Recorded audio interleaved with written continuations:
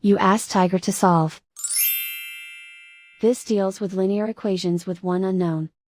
The final result is n equals 20. Let's solve it step by step. Simplify the expression.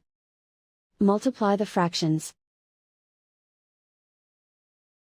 Break up the fraction.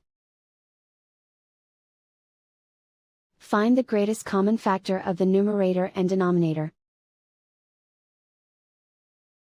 Factor out and cancel the greatest common factor. Group all constants on the right side of the equation. Add 4 to both sides. Simplify the arithmetic.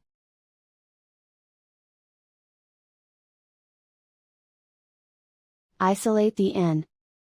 Multiply both sides by 2. Group like terms. Multiply the coefficients. Simplify the fraction. Simplify the arithmetic. And so the final result is n equals 20.